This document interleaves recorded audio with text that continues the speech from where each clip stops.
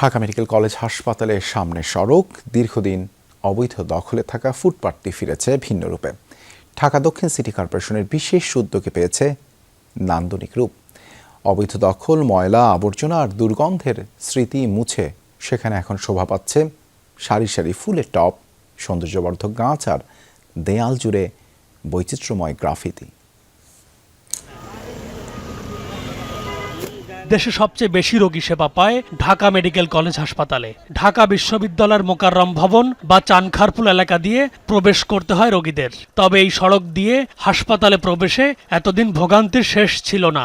সড়ক ও ফুটপাত অবৈধ দখলে থাকায় চলাচলই দায় হয়ে পড়ত। ময়লা আবর্জনার উৎকট গন্ধ আর ভবঘুরে মানুষের দখলেই ছিল এই এলাকা। পুরো সড়কের চেহারা বদলে দিয়েছে ঢাকা দক্ষিণ সিটি। দেয়াল জুড়ে নান্দনিক গ্রাফিতি, বসানো হয়েছে ফুলের টব, সেই সাথে লাগানো হয়েছে সৌন্দর্যবর্ধক গাছ। তৈরি করা হয়েছে 50টি বসার আসন। সৌন্দর্য বর্ধন শেষে বুধবার দুপুরে এর উদ্বোধন করেন প্রশাসক মোহাম্মদ আব্দুস সালাম। একটা রোগী যখন আসবে, যেখানে ডাক্তারের কাছে আসে, যদি পরিবেশটা ভালো পায় তার মনটা কিন্তু এমনি ভালো হয়ে যায়।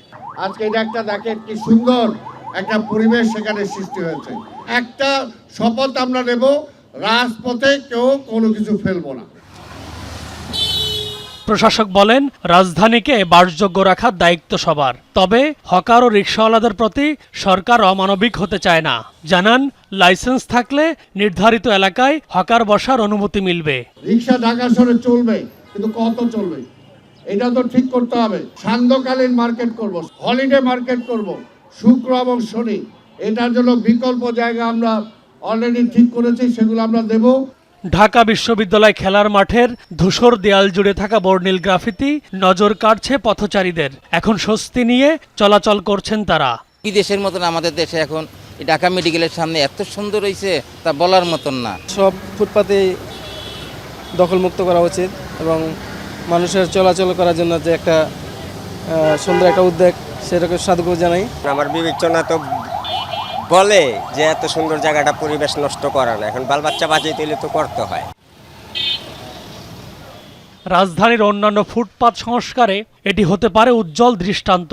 তবে এই সৌন্দর্য কতটা স্থায়ী হবে তা নির্ভর করছে রক্ষণাবেক্ষণের উপর। এমি আজিজ, যমুনা নিউজ, ঢাকা।